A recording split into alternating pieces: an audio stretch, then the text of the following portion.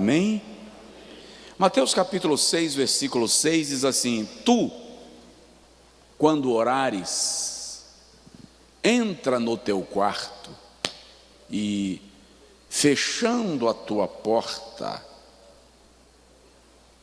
ora a teu pai que está em secreto, e teu pai que te vê em secreto te recompensará publicamente.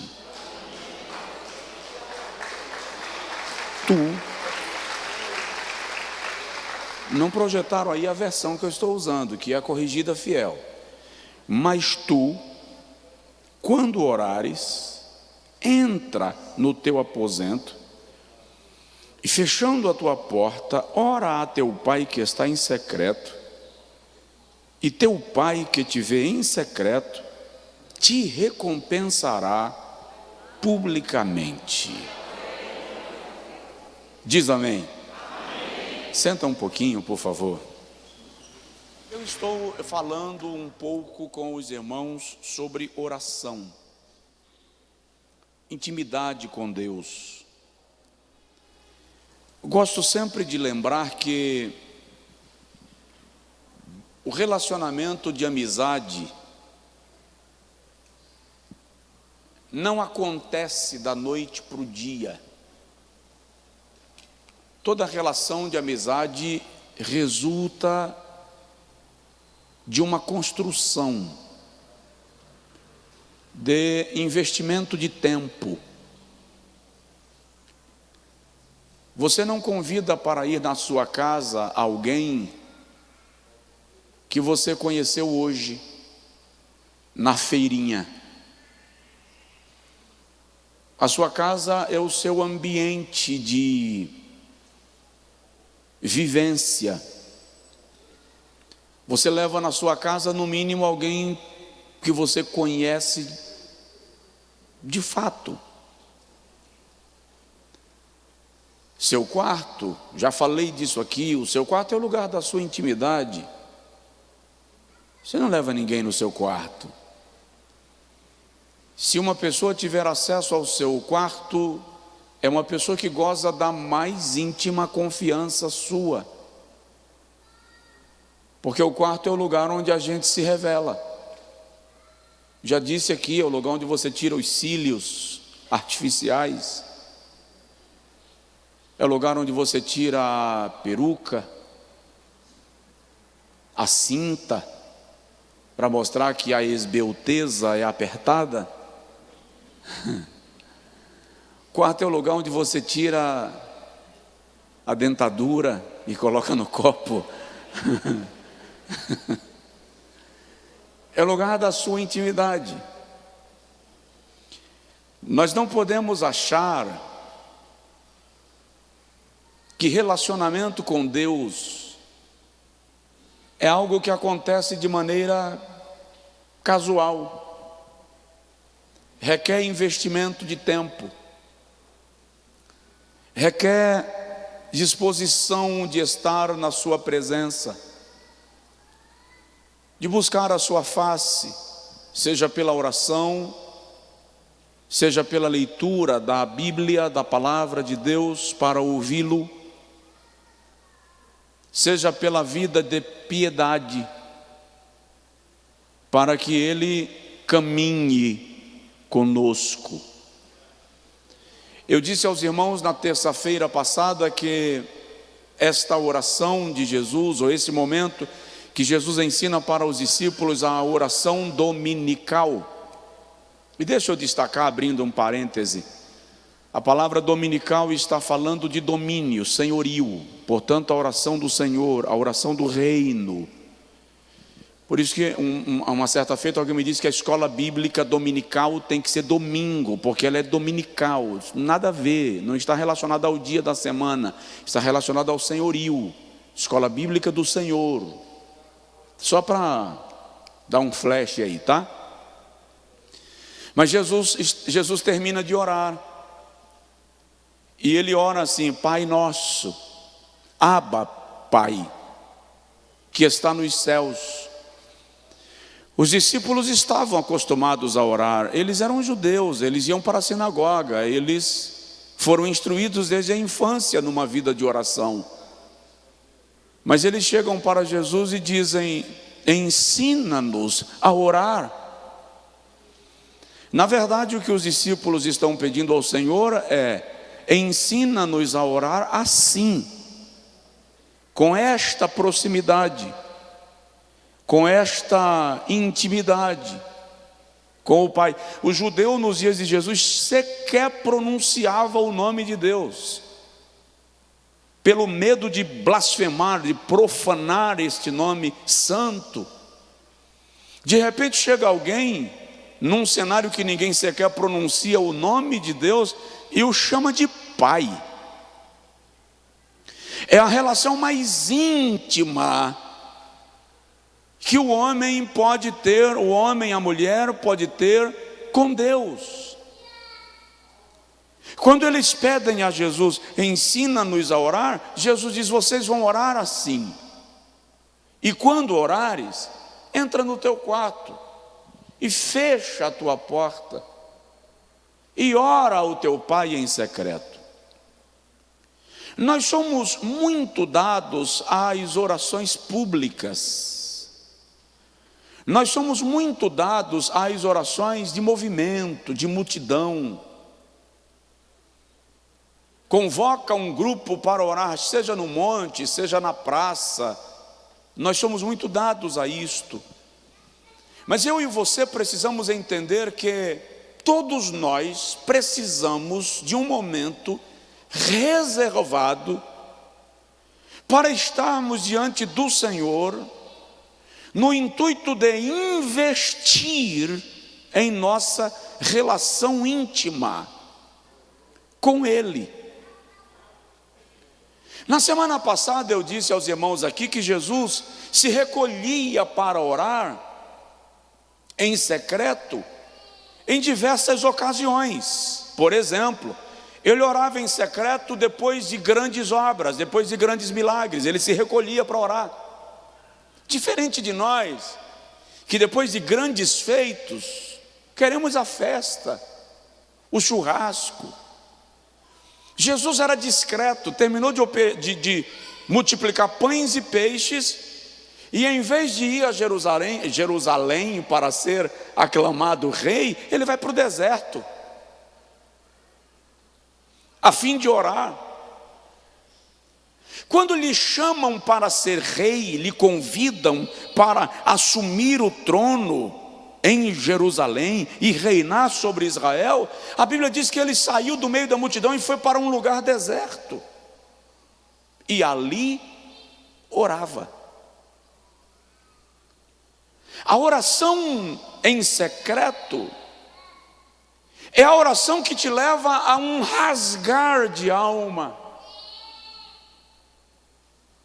Normalmente, quando nós estamos na oração da multidão, nós somos maestrados pelo ambiente. Você até se contém de certos choros, porque ninguém chora com a cara bonita. Ou alguém aqui consegue? Levanta a mão. Então você evita, você se contém, você se controla. Mas na oração em secreto, você pode rasgar, derramar, mergulhar na presença de Deus, expressar-se de maneira profunda, mais honesta possível, porque está na presença daquele que te conhece, que não te julga, que não te mede, te socorre, te resgata, te alenta, te levanta, te consola, te fortalece e te renova. Aleluia. John Wesley, grande avivalista do Reino Unido, testemunha que ele passava semanas inteiras em oração. Martinho Lutero o grande reformador. Depois do movimento da reforma, passava dias, noites, semanas em jejum e oração sozinho. Um dos grandes pregadores da história da igreja se chamou Dwight Lyman Moody. Ele é conhecido como um dos maiores pregadores de todos os tempos. Moody morava em Chicago. Ele ganhou para Jesus, antes de morrer, obviamente, mais de 1 milhão de almas. Numa época que não havia satélite, televisão, rádio, internet, Moody encheu os maiores auditórios do mundo para ouvi-lo. O seu testemunho conta que uma certa feita Moody estava embarcando de Chicago para Londres. As viagens eram longas, ficava-se mês fora de casa. E um dos seus obreiros veio lhe pedir, já que ele iria se ausentar. Um jovem pregador estava visitando Chicago. Por que Moody não permitiria aquele jovem pregador ministrar num dos cultos, já que ele estaria ausente? E Moody não dava o seu púlpito a ninguém. Já que ele iria se ausentar, ele concordou e responsabilizou o obreiro que estava indicando o pregador, que se alguma coisa desse errado, você responde. No dia de viajar, Moody chamou a sua esposa e disse: olha, fica atenta ao pregador que vai ministrar aí, para quando eu retornar, você me falar como foi. E ele viajou, foi embora, foi pregar. Um mês depois, Moody retorna da Inglaterra para os Estados Unidos, e ele está se arrumando para ir para o culto. Preste atenção, ele é o maior pregador do mundo na sua época, e um dos maiores de todos os tempos. Então, quando ele está se arrumando para ir ao culto, ele lembra do pregador, e ele pergunta para a esposa: e o pregadorzinho? Com esse termo. E o pregadorzinho que ficou de pregar na igreja quando eu viajei, como foi? E a mulher dele, olhando para ele, disse assim: prega melhor do que você. Irmão, quando a mulher do cara diz um negócio desse, a casa caiu. O negócio não está bom. Aí ele fez assim: como? Ela disse: ele prega melhor do que você. Pregou o mês inteiro, em todos os cultos, e ele é o pregador de hoje à noite. Moody disse: não, cheguei de viagem. Quando eu chego, quem prega sou eu. E a esposa dele disse: você que sabe, mas a igreja prefere ouvi-lo do que ouvir você. Irmão, Moody se chateou com aquilo, foi para o culto e resolveu ouvir o pregador para ver o que ele tem, que é melhor do que eu. Enquanto o pregadorzinho falava, o Espírito Santo disse a Moody: se afaste por 1 ano, pare de pregar, vai orar e volta para a minha presença, porque eu quero renovar você. Moody nos ensina a partir de então que existe um momento na vida do pastor, na vida do pregador, na vida do cristão, que ele começa a funcionar no automático. E quando você começa a funcionar no automático, já não sente mais a necessidade da oração, já não sente mais a necessidade do jejum, do estudo da palavra, porque já automatizou. Se a minha vida cristã, se a sua vida cristã entrou no modo automático, desliga o botão, volta na presença de Deus e retoma a prática da oração, porque o Senhor vai te renovar de forma tão extraordinária, e você vai perceber que o que Ele tem para você é muito maior do que aquilo que você já viveu até hoje.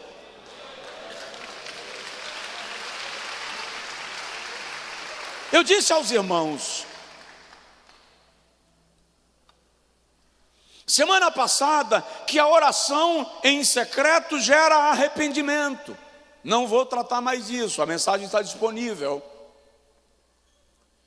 Eu disse aos irmãos da semana passada que a oração em secreto gera transformação. É impossível entrar na presença de Deus e sair do jeito que você entrou. Vou repetir.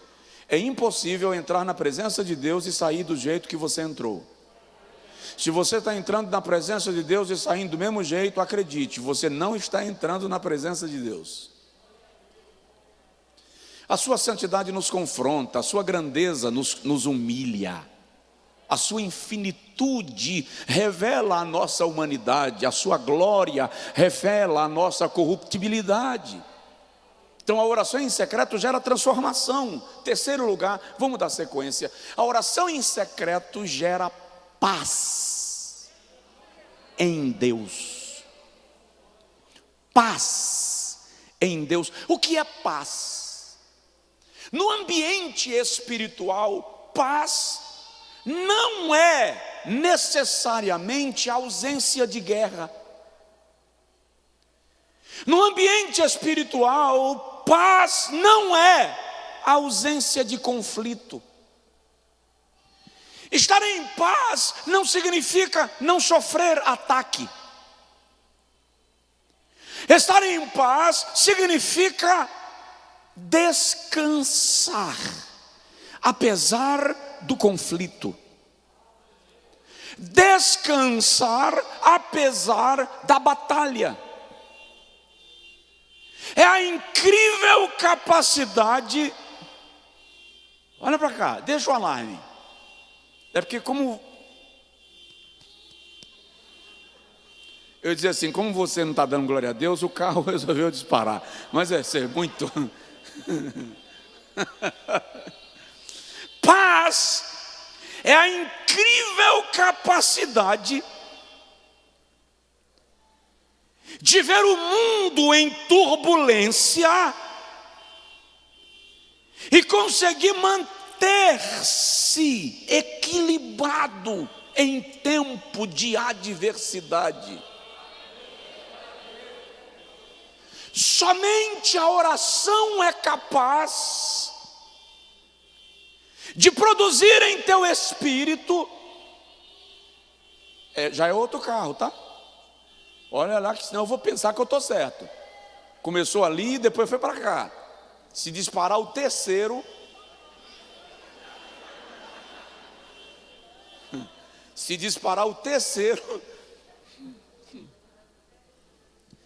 paz é a incrível capacidade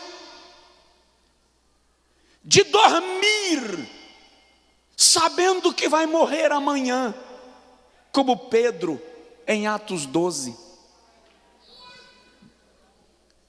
Paz é a incrível capacidade de transformar pedra em travesseiro, como Jacó, e ainda sonhar com o céu. Paz é a incrível capacidade de compor salmos, mesmo em meio a batalhas, como Davi. Paz é o equilíbrio de estar no meio de uma tempestade, no meio de um furacão, como Paulo, dentro de um navio que se despedaça, Atos 26, e olhar para todos e dizer: tenham calma, porque o Deus a quem eu sirvo me apareceu esta noite para me dizer que nenhuma alma perecerá.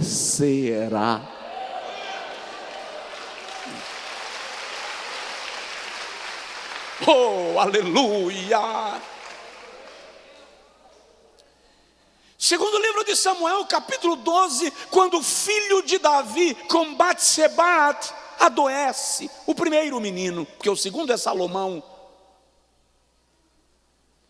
Quando o menino adoece, Davi começa a jejuar e a orar. Isso está lá nos versículos 16 a seguir. Ele ora e jejua com o menino doente. E ele manda suspender as músicas do palácio. Não come.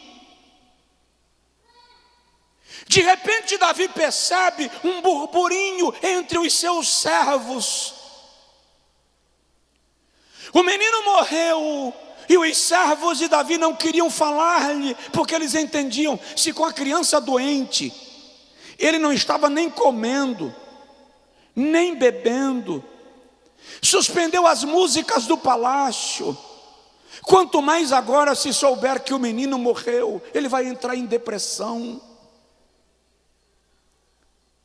Quando Davi percebe os bochichos nas salas do palácio, ele se levanta e diz assim: a criança morreu? E os seus servos dizem: sim, a criança morreu. Davi volta, vai para o seu aposento, toma banho, troca a roupa, manda os músicos virem para o palácio, manda colocar a comida e come, e a bebida e bebe. E alguém chega para ele e o censura e diz: não entendemos.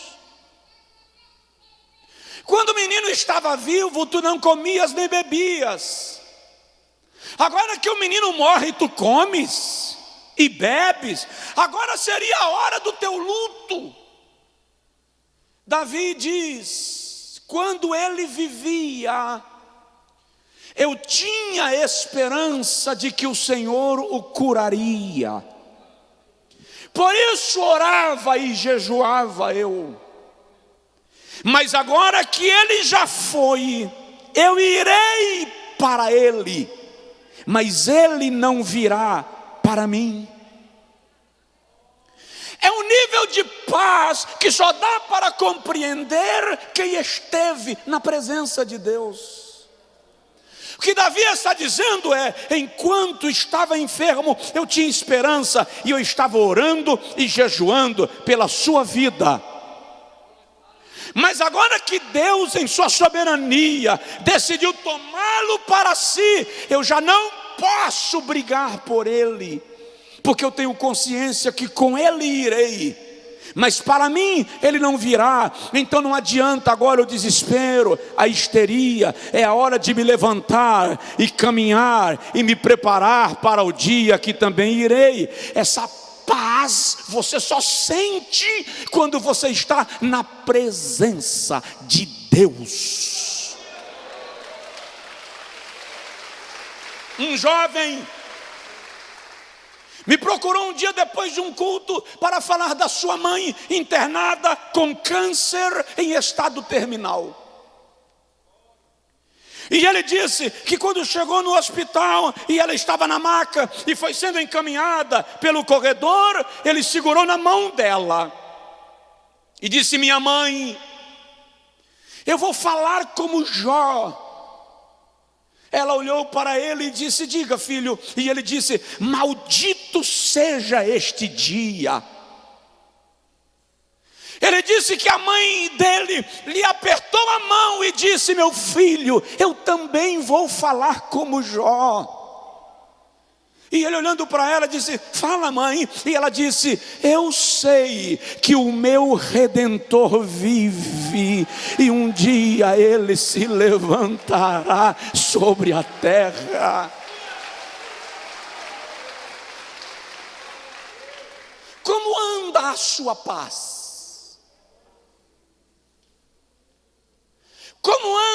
a sua tranquilidade mental. Se você quer deitar em paz, viver em paz, sentir paz, não. Eu não estou prometendo vida sem problemas, não estou falando de vida sem lutas, eu estou falando de vida com paz. O segredo é: entra na presença de Deus, toma um tempo com Ele, e Ele te fará descansar na sua paz. Tenha paz. Quarto lugar, a oração em secreto gera autoridade divina. Autoridade divina. Eu acho incrível como as pessoas têm pouca noção do conceito bíblico de autoridade espiritual. A autoridade espiritual não está relacionada ao que você é, está relacionada ao que Deus te deu. Eu era menino, 17 anos, morava em São Paulo. Fui convidado por um casal para ir num retiro espiritual da igreja deles.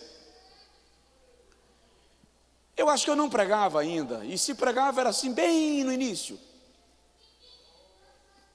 Lá no retiro, um espírito maligno se apoderou de uma jovem. E lá vai o sai, não saio. Sai, não saio. E aquilo virou E todo mundo que se aproximava e dizia sai, o espírito maligno dizia não saio. E virou uma coisa, e eu fui me aproximando, e quem estava comigo era um irmão chamado Jurandir, que me levou, e eu cheguei para o irmão Jurandir e falei assim, eu posso me aproximar? Ele disse, pode, vai lá e ora. Eu era jovenzinho, se o vento passasse me levava, eu pesava 56 quilos. E quando eu cheguei perto da moça, eu disse assim, espírito maligno, em nome de Jesus, sai dela. A moça estremeceu e ficou livre. O pastor me pegou pelo braço e me deu uma arrebatada. Aí ele disse assim, eu não vou admitir um jovem que tem menos tempo de vida do que eu de ministério expulse um demônio que eu não consegui expulsar. Eu respondi para ele de uma forma que hoje eu não responderia, tá? A educação hoje não permite. Mas eu olhei para ele e falei assim, pastor, o crente mais velho da Bíblia é o diabo e vai para o inferno.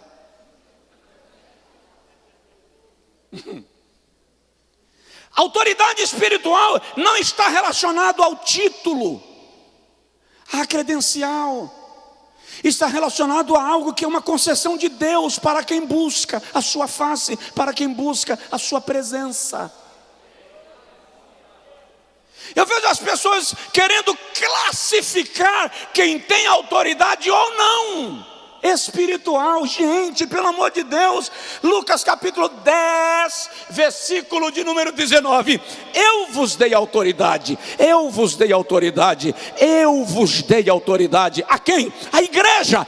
Eu vos dei autoridade para pisardes escorpiões e todo o poder do maligno, e nada vos poderá resistir. Nada.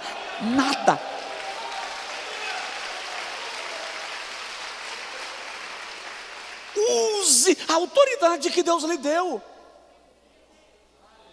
Juízes capítulo de número 6 revela isso. Quando o anjo do Senhor aparece a Gideão, lá no versículo de número 11 a seguir, Gideão está moendo trigo no lagar. Moendo trigo no lagar. Fiquei na dúvida agora, porque lagar não é lugar de moer trigo. Lagar é lugar de pisar uva. Por que Gideão está moendo trigo no lagar? Era a tentativa de se esconder dos midianitas que estavam saqueando a terra.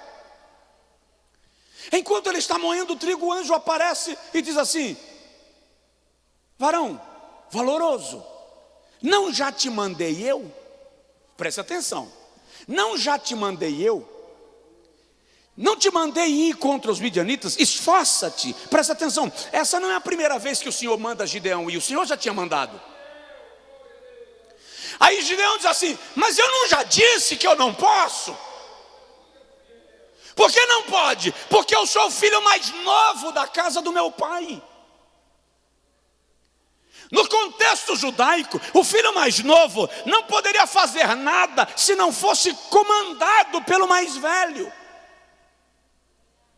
Gideão diz: eu não posso, em nome da tradição, em nome da religião, eu não posso.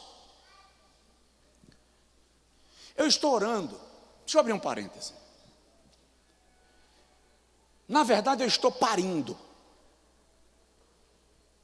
Eu estou dando à luz. Eu estou pedindo a Deus que a igreja seja liberta do espírito da religiosidade.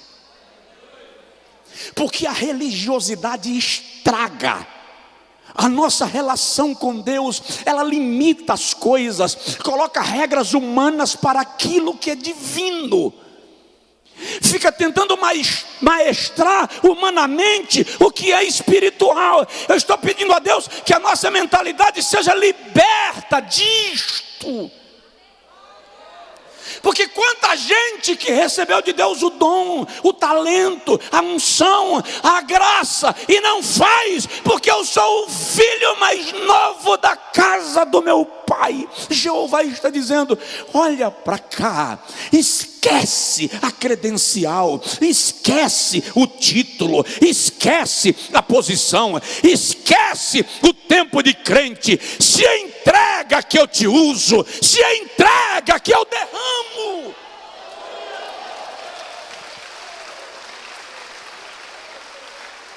Aleluia! Não já te mandei eu? Vai! Aí Gideão diz assim: eu te rogo que daqui não te apartes até que eu volte e traga a minha oferta e a coloque diante de ti. E o anjo diz a Gideão: eu esperarei até que voltes.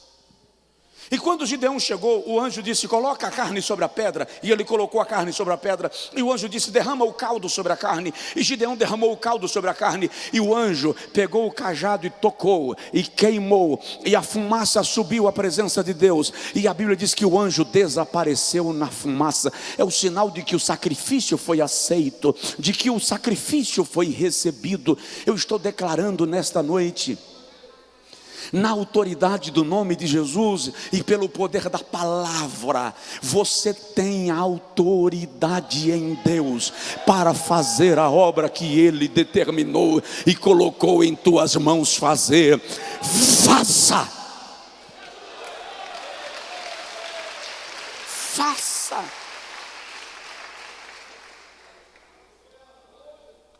Agora, muitas vezes a gente quer ter autoridade aqui sem buscar a face de Deus, sem entrar em oração. Lembro de uma certa feita, morávamos em Olindina. Eu sentei para o café da manhã. Sabe aquele dia que o café está mais cheiroso? Eu já tinha passado manteiga no pão, e o pão estava quente. Você sabe o que acontece quando você passa manteiga no pão quente? Ela dança, ela baila. Quando eu fui levando o pão à boca, o Senhor falou comigo assim: não toma o café da manhã hoje, jejua. Eu segurei o pão assim e fica assim: o Senhor não podia ter me dito antes? Porque agora é complicado, né, irmão? Você já está com o cheiro e o sabor. E o Senhor apenas repetiu e disse assim: jejua. Eu desci o pão com muita má vontade, não vou mentir. Desci o pão, coloquei no prato, me levantei, fui para o quarto, me ajoelhei, tentei entender. Daqui a pouco alguém bate na porta.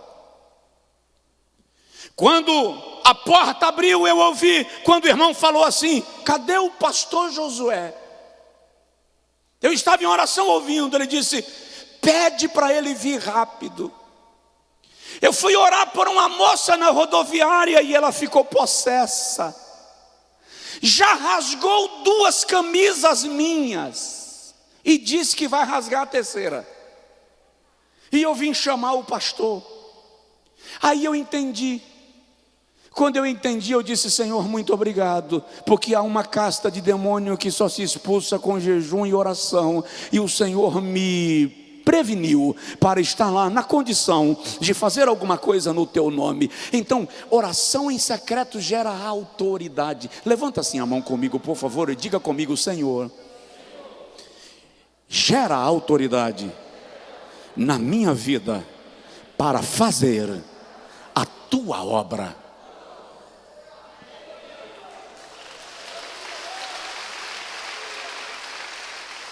Quinto lugar, o quinto resultado da oração em secreto é graça diante dos homens.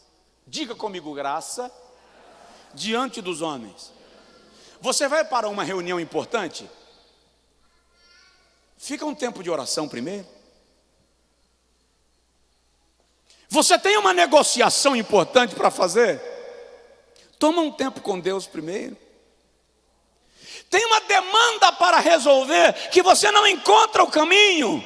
Toma um tempo com Deus. Você vai ver que quando você fica um pouco com Deus, antes de se assentar com aqueles com os quais você há de se reunir, quando você chega, Jeová já abriu o caminho, já desmanchou os corações, já quebrou as resistências, porque a oração vai desmontando toda estrutura espiritual. Neemias capítulo de número 1, a Bíblia diz, versículo 4, Neemias soube da situação daqueles que estavam em Jerusalém. Neemias não precisava se preocupar com quem estava em Jerusalém. Afinal de contas, ele era homem da mais alta confiança do rei. Quem? Do rei Artaxerxes Longímano II, o homem mais poderoso do mundo naqueles dias. O império de Artaxerxes chegou a 180 províncias, 180 nações estavam debaixo do seu comando. O seu exército superou 1 milhão de homens. Neemias é o copeiro-mor, é o cara que garante a vida de Artaxerxes. Vai se preocupar com quem está em Jerusalém?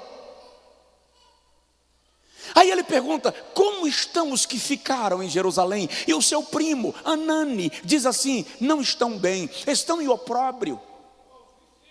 O templo foi destruído, as muralhas da cidade foram derribadas, o túmulo dos nossos pais está abandonado. Quando Neemias ouve aquilo, ele se afasta. E os versículos seguintes dizem que Neemias foi à presença de Deus em oração e em jejum.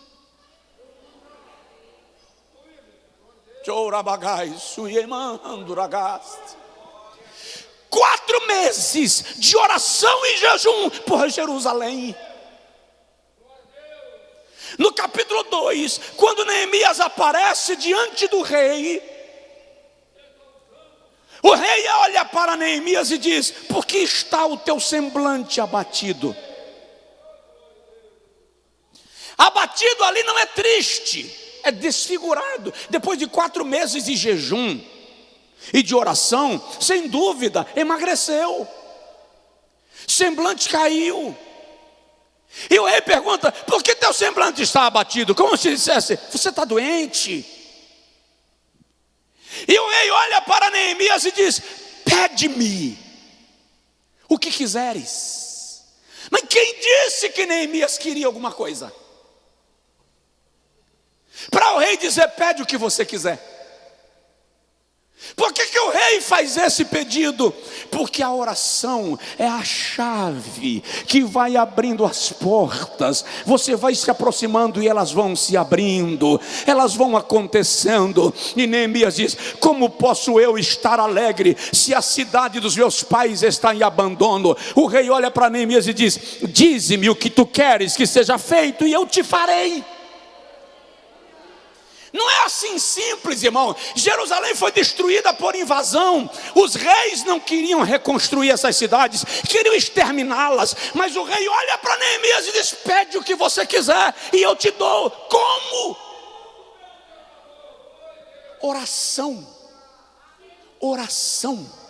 Quando você ora primeiro, presta atenção, depois que você conferencia com o Rei dos Reis, depois que você conferencia com Deus, você pode conferenciar com os homens. Depois que você conversa com Deus, você pode conversar com homens. Depois que você conversa com o rei, você pode conversar com governantes. Depois que você entra na presença de Deus, você está em condição de entrar em qualquer lugar e a porta vai se abrir. Eu estou lhe dizendo, a porta vai se abrir. A porta vai se abrir. Ah, você não entendeu? A porta vai se abrir. Eu estou profetizando sobre a sua vida. A porta vai se abrir. Por que vai se abrir? Porque Deus vai te dar graça diante dos homens. Os homens vão ver em você o que eles não viam, porque Deus vai fazer isso. Deus vai fazer isso. Eu estou declarando, profetizando na autoridade do Senhor, que aquilo que você não conseguiu até hoje, Deus já está movendo as águas e Ele vai fazer chegar na sua mão.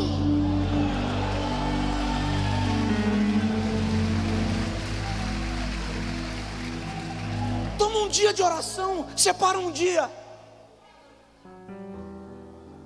prepara uma noite para você orar. Pastor, não dou conta de uma noite. Separa alguns momentos durante dias X, antes de colocar na mesa do prefeito, antes de colocar na mesa do governador, antes de colocar na mesa do juiz, antes de colocar na mesa do desembargador, ou do patrão, ou do sócio, coloca aos pés de Jesus. Ah, em nome de Jesus, aprende isso. É tanta coisa que está guardada para você, e você não está usando a chave. E o Senhor está dizendo: use a chave. Venha na minha presença, que quando você sair da minha presença, eu já vou na sua frente, abrindo os caminhos.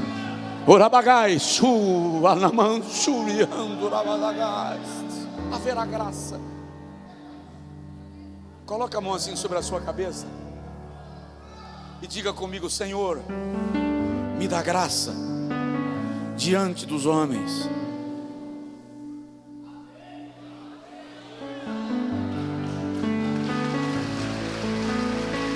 Aleluia, aleluia.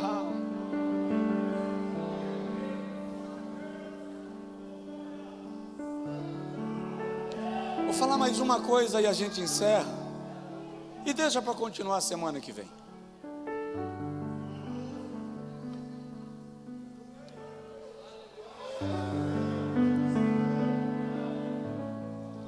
Alguém me perguntou essa semana: por que o senhor nunca termina uma mensagem? O senhor termina todas. Eu só não termino na hora que eu quero. Só isso. Às vezes eu quero terminar hoje, mas o Espírito Santo tem um momento que ele diz assim: chegou, parou, acabou. E se eu não conseguir perceber quando ele diz chega, eu vou ficar enxugando gelo. Ele já disse algo poderoso para você hoje. A porta vai se abrir. Tem gente aqui com demandas muito sérias, esperando serem liberadas, resolvidas. Eu estou te dizendo isso movido pela autoridade do Espírito Santo. Antes de ir para a reunião, antes de ir para a audiência, antes de ir para a demanda, tome um tempo em secreto com Deus.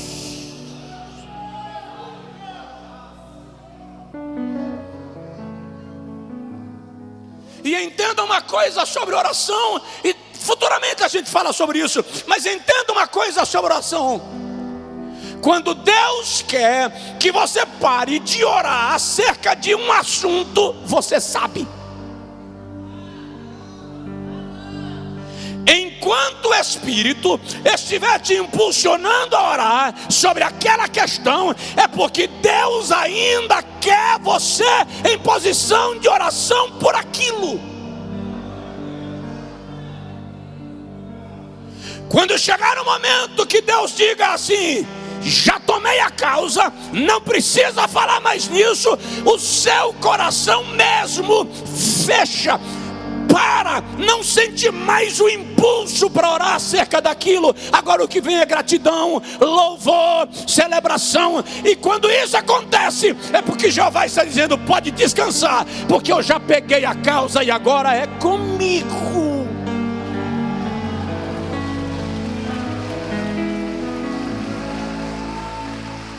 Mas enquanto Deus te mandar orar por algo, não pare de orar. Enquanto Deus te mandar orar por algo, não pare de orar. Ore. Ore, porque você está numa batalha por uma questão. E a taça ainda não encheu. Apocalipse capítulo 5 diz que diante de Deus estão taças de ouro. E elas estão cheias de incenso. E o texto diz que o incenso são as orações dos santos. Enquanto a taça não enche, ela fica lá, vai orando até encher. Mas eu não estou vendo, pastor. Não precisa ver, Jeová está vendo. Apenas enche a taça. E como é que eu vou saber que ela encheu? Quando a taça enche, Apocalipse 5:8, o Senhor toma a taça e diz a Bíblia que a taça é derramada no altar que está diante do trono de Deus. Mas se é diante do trono, como é que eu sei? Quando a taça foi derramada, está escrito lá: houve vozes, relâmpagos e trovões. O que isso significa? Quando enche lá, existem sinais aqui. Quando enche lá, você ouve o brado de Deus aqui e recebe lá. Quando Deus bradar, você vai saber que Ele bradou.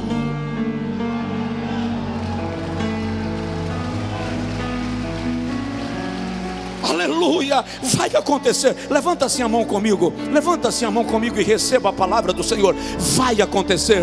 O Senhor vai bradar. A porta vai abrir. Toma um tempinho com Ele. Hoje à noite ainda. Se você tem algo sério para amanhã, tome um tempinho hoje. Levante amanhã um pouquinho mais cedo. Ajoelha na madrugada. Se você estivesse sentindo o que eu estou sentindo nesta noite, toma um tempo com Deus e você vai ver que no amanhecer do dia algo extraordinário vai acontecer. Fica de pé, por favor. Algo vai acontecer. Há um brado de Deus em seu favor. Preste atenção. Que dia é hoje? 9 de novembro. Preste atenção nas coisas que Deus vai começar a fazer a partir dessa data, na sua vida, nesta igreja, nas coisas que você coloca a mão. Porque desde agora, o sinal que Deus vai te dar não é o que Ele faz na vida do outro. O sinal que Deus vai te dar é o que Ele fará na tua vida. você vai ver sinais claros da intervenção divina na sua história. Você vai ver o Senhor mover as águas e trazer para perto de você quem deverá estar perto. Gente que vem te pedir perdão sem você saber se você quer, que aquela pessoa havia te feito algo. O Senhor vai mobilizar aquele negócio que estava parado e você cansou e nem mexeu mais. A outra parte vai te ligar e dizer: vamos retomar. Aquele dinheiro que você pensou que não ia receber mais, o Senhor está liberando agora, mexendo a caneta de quem executa.